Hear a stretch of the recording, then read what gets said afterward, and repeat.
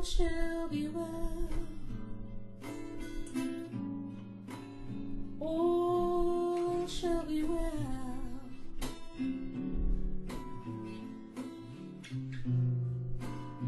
And all manner of things shall be well. The group processing called us to feel the sense of community that has developed. It also allowed us more into the internal processes, masks, turmoils of all. I shared what came out of me, and then I felt strongly prompted to develop what I'd said about dolphins and echolocation into a poem. So that night, I went into the chapel, and this is what happened. It's called Into the Deep. To swim like dolphins, a letting go of gravity, of the clumsy walking we know, embraced by the sea, the seven of us, a pod, a community, facing those strange creatures, which can be as ugly as they please, because who would come to visit them this deep? Who would tease them up to play in the light? Who would learn echolocation to navigate differently? Boundaries dissipate, questions unpack, echoes sent out, bounce back clues. Imagine the physical, fluid ease of the ocean fusing us. We cannot keep up me as we did in the air. Here we can dare to be dolphins. And how could dolphins be without the sea? Ooh, all shall be well. All shall be well.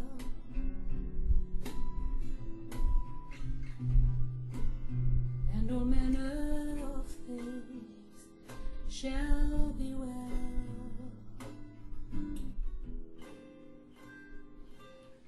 Day 5, June 2nd, 2011.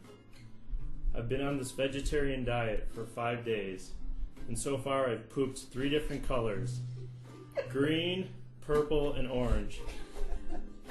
I don't know how much longer my body's gonna like this. Day 14, June 10th, 2011. We did break and opening of the Word this morning. The reading was John 21:15-19. Jesus asked Simon Peter 3 times, "Do you love me?" I feel God is smiling right now. He has made a big invitation to me. Wherever the Lord wants me to go, I can't go wrong. I feel I relate to Peter really well. I can't help but smile. Simon Peter. I think God is the same way with me. God is very persistent. Todo se estará bien. Todo se estará bien. Y todo tipo de cosas estarán bien.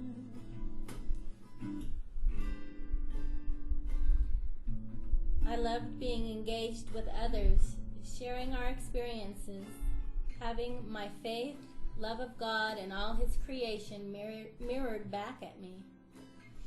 I loved observing the interaction and dynamic of our group, observing the interaction and reaction to me, learning that it has been much my perception of people and myself that has kept me from entering into community. I love the joyfulness and playfulness of our community.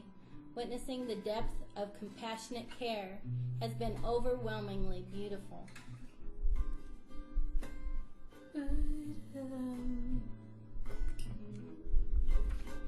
Todo estará bien.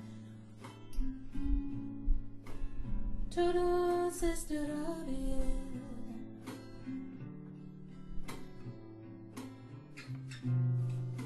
Y todo tipo de cosas estará bien. July 10th. I feel that being in the internship has thrown light on my past struggles as well as on present joy and learning. Sometimes, when I'm in a difficult situation, it seems to me that Jesus is really giving me an excellent opportunity to choose Him and to choose life. As John's Gospel says, "You have not chosen me, but I have chosen you, and have called you to go forth and bear fruit that will last." And what is the fruit that lasts? Isn't it precisely the fruit that I cannot bring forth on my own, but that only the Holy Spirit can produce in me, through me, and utterly beyond me? Spiritual fruitfulness is always possible with God, no matter what the circumstances.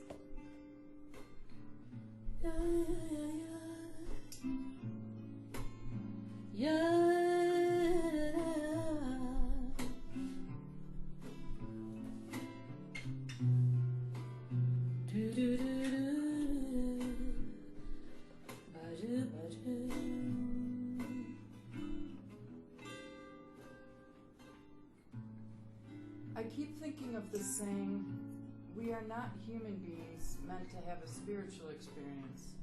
We are spiritual beings meant to have a human experience."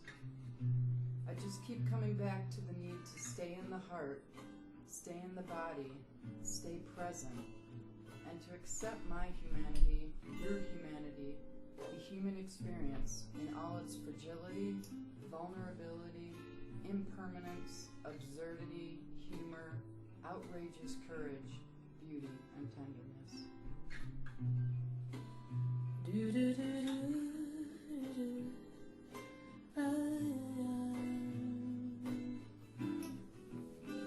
All shall be well. All shall be well.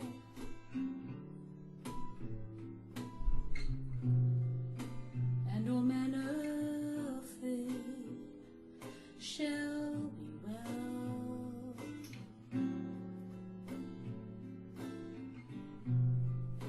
And all manner of things shall be well.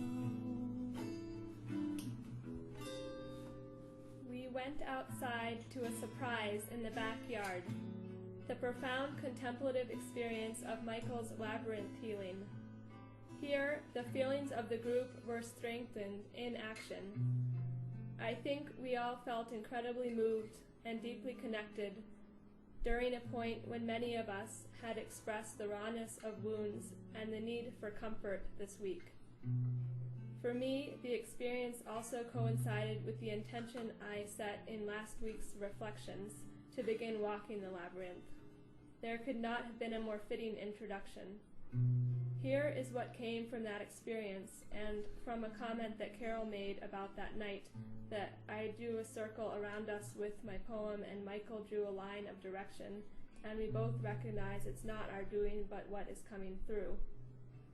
This is the poem called Labyrinth. This has opened, is opening the inside space. May rooms continue to expand for all of us with grace. May we feel the brush of one another, hear the footsteps on the spiral, when we think this is our endeavor alone. Back at stressful desks, routines, busyness, may we be led to little luminarios shining in crevices of sorrow. And may we hear the hushed tears of some from that night, whenever we feel forgetfully light. May we accept your healing at the depths of our souls. May it pass through to people we know and those we will never meet, who desire peace from suffering.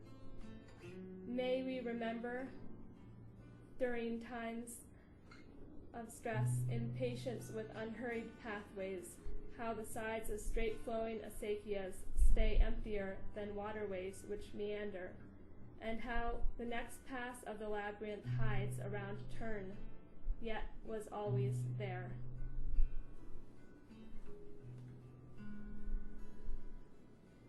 God is with us.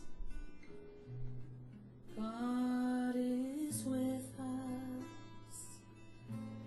God is with us. He is here.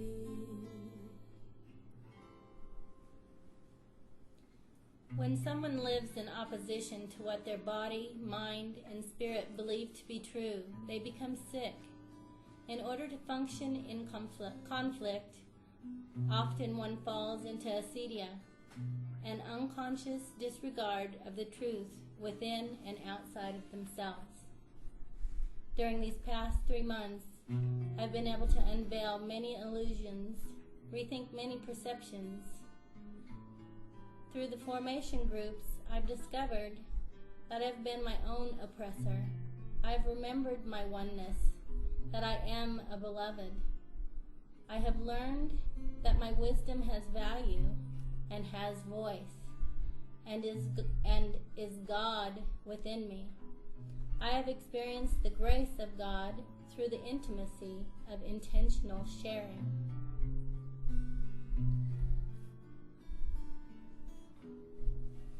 I am listening. I am listening. I am listening for your voice. I am open. I am open. I am open to your call.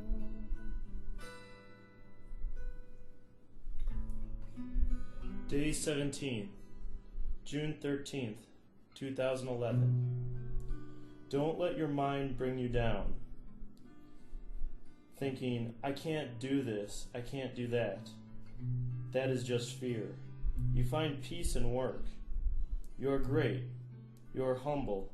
Through God you can do all things. Quote, you are in that place to testify, Emerson's journal. By being around people with the same beliefs, with being around people in church, we can make a difference. You support them, and they support you. Don't let your mind put you down. This morning I was down. Who am I? I'm no one special. I'm just one person. Then I read this from Richard Rohr's book, On the Threshold of Transformation. Day 40. Where did I come from? In traditional tales, the heroes invariably come from noble lineage, or are secret orphaned sons of the king. Although such knowledge is hidden from them, this intuition is brilliant and correct. We do sense that we somehow come from greatness. Each of us is something greater than he or she dares to imagine, something beyond what meets the eye, something hidden with Christ in God. This deep intuition provides a necessary direction and urgency to the heroic journey. It guides us to where we first came from, to who we are in God, before we did anything right or wrong to create our own identity. The spiritual journey is about discovering our birthright, our beginning, with the same excitement of an orphan or adopted child looking for his birth parents. God is here.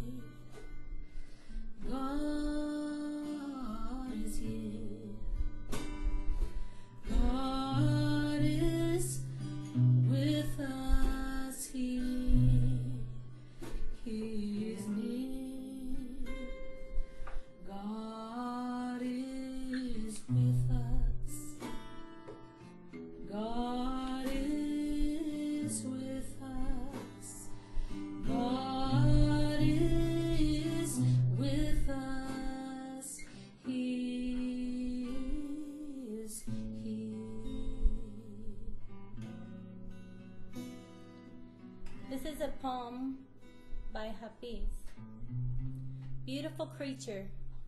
There is a beautiful creature living in a hole you have dug. So at night, I set fruit and grains and little pots of wine and milk beside your soft earthen mounds. And I often sing to you, but still, my dear, you do not come out. I have fallen in love with someone who is hiding inside of you.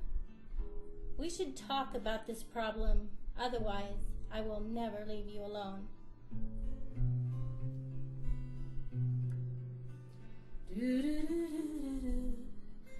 Yeah. Ooh, ooh, ooh. Morning at Still Point. Attention, shouts the rooster. Peacock walks the labyrinth, sweeps past, and sheds one long and languid, iridescent feather on the path. The feather's vivid eye bestows a royal blue awareness on this morning. Everything is known, accepted, gift.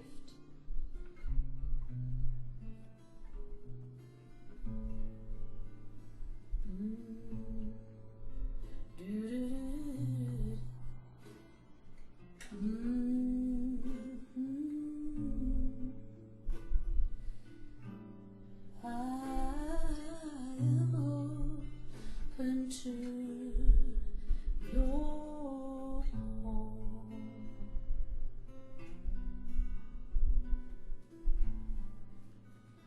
This is the place where I found Pandora's box. It poured out pieces of my past, my broken heart, a graveyard full of old ghosts. This is also the place where I found the heartbeat of God, whispering on the wind over Red Mesa, twinkling on the Chama River deep in the desert, and in your hearts and my own, where we are both human and holy.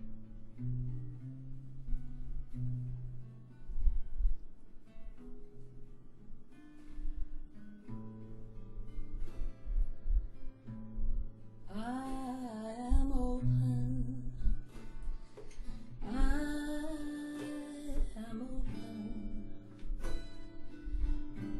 I am open to your voice.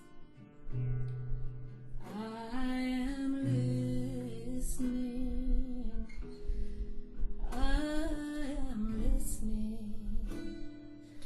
I am listening to your call. I am listening to your call.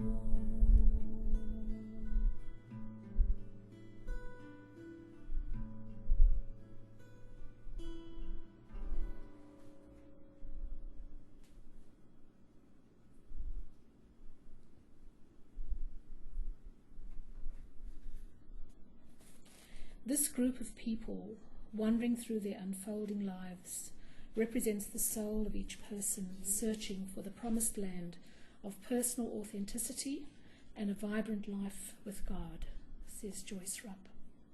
Here too, the Holy One becomes the door, providing safe passage and clearance to what lies ahead in the journey to wholeness.